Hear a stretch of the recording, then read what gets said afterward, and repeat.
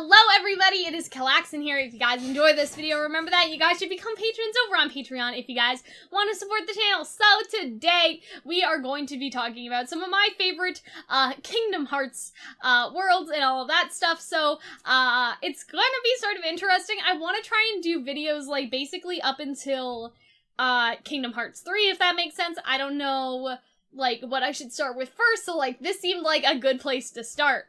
And one thing that I want to say is, like, when I was making this list, like, I didn't even know. I was like, what are my favorite Disney worlds, like, in Kingdom Hearts, right? And so I was thinking about it, and I thought, oh, well, my favorite Disney movies are this, this, and this, so maybe it'll line up. It didn't. Like, none of these on my list are my favorite Disney movies, if that makes sense. So, like, for example, like, I love Hunchback of Notre Dame, I love Beauty and the Beast. Like, it did not make it. It didn't make it. And I think that that's really kind of interesting, just because, like, a lot of people, and, like, me, myself included, I was like, oh, well, obviously, if this is this, right? If this is your favorite, like, obviously you'd like the world, but I think that a movie being your favorite could actually make you a lot more critical about the world and all that stuff. So first, let's start with Monstro and Prankster's Paradise. I really enjoyed Monstro in Kingdom Hearts 1, like, the aesthetic, like, how they convey being inside the whale was super cool. Like, it is a little confusing trying to traverse through there, right? But I think that's what made it fun for me as a kid, like, where I hate Deep Jungle because of how, like, confusing it was for me as a kid. Like, this was actually, like, a fun confusion, if that makes sense. And I also really like Prankster's Paradise in 3D. I haven't played 3D in a long time, but I remember not liking some of the worlds in 3D, and so, like, for this to kind of survive it, like, it's really good. The other thing is that I think that sort of, like, the interactions with Riku, like, sort of make this world really interesting. Like, it actually foreshadows 358 over 2 days, like, because you think, like, about Pinocchio, and he's like, oh, a lifeless puppet without a heart, like, maybe this could save Kairi, and, like, just all of this stuff, or I guess a lifeless puppet with a heart, or, like, whatever Pinocchio is, they never really, like, explain, right, you know, like, he's not a puppet, he's my little boy, but, like, that tells me nothing, so I guess it's, like, the blue fairy gave him a heart, I guess, and all that stuff. But Xion, right, is a puppet with a heart, you could argue. And Riku has a lot of interactions with her in 358 over 2 days to bring back Sora, and he sort of, like, kind of convinces Xion to sacrifice herself, like, to bring back Sora along with Naminé, just like how Riku's ready to sacrifice Pinocchio to bring back, Kairi. And so, like, it's really interesting. There's a really lot of, like, interesting development here, a lot of interesting connections to 358 over 2 days, and this was actually supposed to be in 358 over 2 days, like, some sort of monster or some sort of Prankster's Paradise or something like that. But I don't think they could figure out how to get it in there, and so, like, it was supposed to bring up the question, like, for you know, Xion and Roxas, like, oh, like, Pinocchio, this puppet has a heart, like, do we have hearts? Like, you know what I mean? Like, sort of, I guess, philosophical questions. Sora and Riku also fight together in this world, which is really, really fun. You know, they put aside their differences for a minute, both to save Pinocchio, and it's just so cute, and I just really like it. So, it's definitely one of my favorites. Also, I don't know if you guys can see this, but my mouse glows blue, and so I feel like that you guys can sort of see that in the shot sometimes, like this blue light over my face. That's just what it is, in case anybody's wondering. But yeah, it's my computer mouse. It's kind of funny like that. The other thing is Halloween Town. So, Halloween Town is my, like, number 4 on this list. So, as you guys may know, I played Kingdom Hearts 1 when I was, like, 5 or 6. So, I had never seen, like, Nightmare Before Christmas before. I only watched it, like, years and years later, so I really love it across all the Kingdom Hearts games. Like, Jack is just such a fun character. Like, he has so much enthusiasm. Him making a scarecrow out of Roxas is hilarious. I also think that Xion and Roxas, like, a lot of their conflict happens in this world, because I think this is the world where they're fighting each other. Like, they think that they've been sent out to fight, like, a nobody or something, but they're really fighting each other the whole time. I do prefer it in Kingdom Hearts 1, though, just because Kingdom Hearts 1, it feels like it has so much to explore, and, like, it feels like that the world is massive, and then Boogie turns massive, and, like, Oogie Boogie turns massive, and, like, there's just all this stuff. There's, like, you know, you can go in the sewer, and you can pop out of the fountain in town, and, like, all of that. And I feel like with Kingdom Hearts 2, a lot of the worlds just feel smaller and empty, and I don't know why exactly, like, I don't know how that happened, but, like, they're big open spaces in some of the worlds, like Pride Lands, but then there's nothing in them. Where this feels like very compact, very immersive, all that stuff.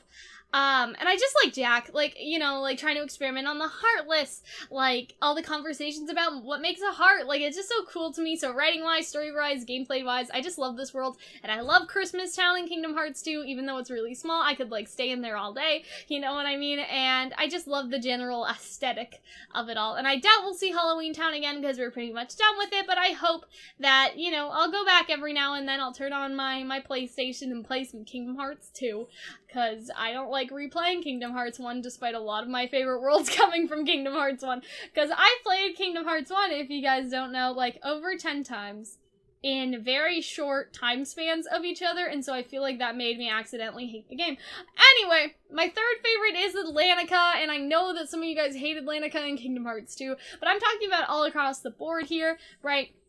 And I said my favorite Disney worlds in movies don't really match up. This is the one exception because I love The Little Mermaid, not as much as I love, say, Hunchback of Notre Dame, right? But Little Mermaid's definitely up there, and I love Atlantica in Kingdom Hearts 1 and 2 for so many reasons. Like, the level design in Kingdom Hearts 1 is really cool because you have this, like, above area, like, you know, and then you have this underground area, I guess.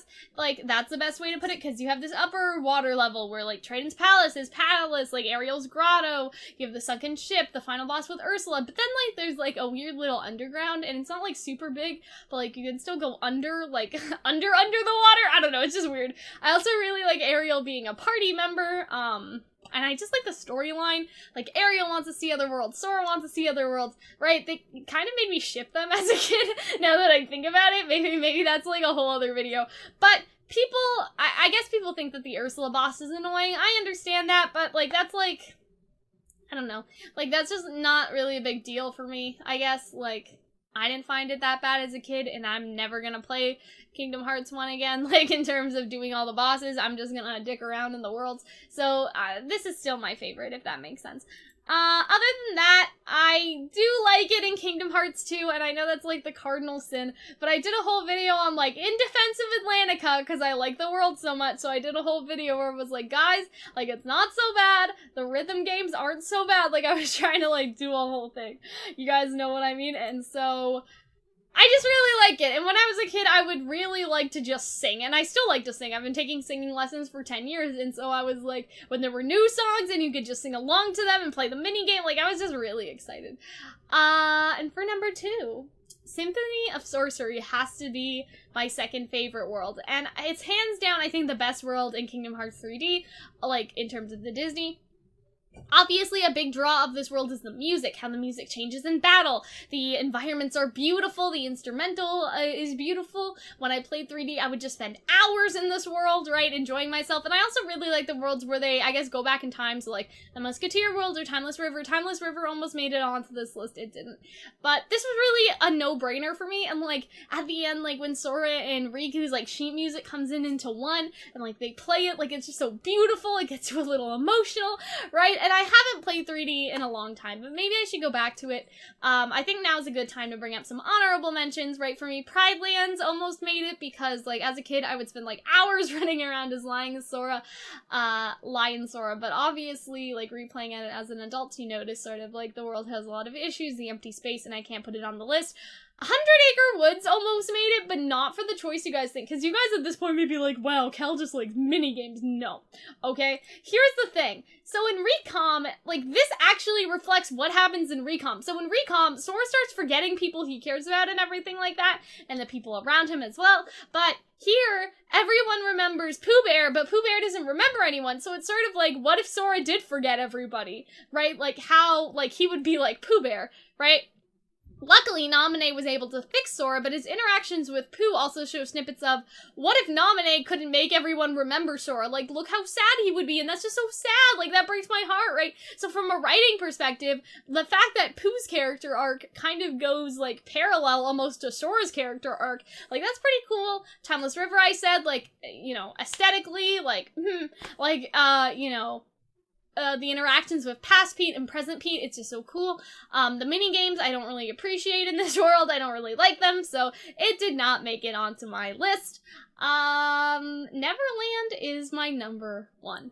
So, Neverland in Kingdom Hearts 1 has to be one of my favorite worlds ever. Like, out of the entire Kingdom Hearts series, it's why it's the number 1 on this list, right? I enjoy the story here, like, seeing Sora interact with Riku, like, where's Donald and Goofy? Is that all you care about, right? Like, that's sort of all that. Like, it just tests Sora to, like, you know, to who he cares about. Like, Donald and Goofy or Kairi, obviously it's both. And this world is like one big crescendo into Hollow Bastion, into the end game. In general, this world also has some replay value, because obviously at the beginning of your journey you can't fly right away, you only start flying after you have to jump and take that leap of faith and all that sort of stuff. So if you go back to the areas where you couldn't really explore before, where you couldn't really fly, initially it's kind of interesting that way, and I would just spend hours as a kid flying or gliding along the water, right? And there's also the clock tower, which I think is one of the most magical areas in the Kingdom Hearts series. Like, this world is so magical, because, yeah, Sora has magic, but he says something like, oh, I really flew, wait till I tell Kairi, like, that's such a big deal to him, and it's like, right? And Neverland in Birth by Sleep is a little disappointing, but I just really like Peter and Sora's interactions, and if you think about it, right, there aren't any Disney heroes that are around Sora's age, and that's a bold claim, and so I don't know if I'm able to hold that up, but if you think about it, all of the movies that star male characters, they're old. Like Aladdin or Hercules, like Peter is the only, like, 12 to 14-year-old, obviously he doesn't grow up, but you know what I mean, like, he's the only one around Sora's age. The only other character I can think around Sora's age in general, whether that's female or male, is Snow White's supposed to be 14, but she kind of acts a little bit older anyway. Lilo from Lilo and Stitch sort of fits in with Sora's age range. But that's literally it. Like, there aren't a lot of young Disney heroes or heroines either. And so, like, with Sora, right, Peter is somebody he's actually interacting with who is of his age, in a way. And so they have so many fun interactions, and, like, Tinkerbell has a lot of fun interactions with everyone, too. And, like, I think that Donald, like, sasses Peter for a minute. Like, Peter's like, I'm the answer to your prayers, and Donald's like, I don't know, but anyway, those are all of my favorite Disney worlds in the Kingdom Hearts series. I hope that you guys will tell me about your favorites, about your least favorites, about what you think of my list, anything that you would add, anything that you would take out for something else, if you guys have your own ideas and all that stuff. So I hope to see you later. I hope that you subscribe so you get notified about more Kingdom Hearts videos. And yeah, guys, I will see you in another video, I hope. Bye. Thank you to our wonderful patrons over on Patreon for supporting the channel. Patrons get a bunch of different cool rewards, ranging from access to VIP chats or getting video tickets, which can basically be used to request us to do videos, for example. We can advance early access or access to our Discord server. All of those are rewards that our patrons can get, and it's pretty cool.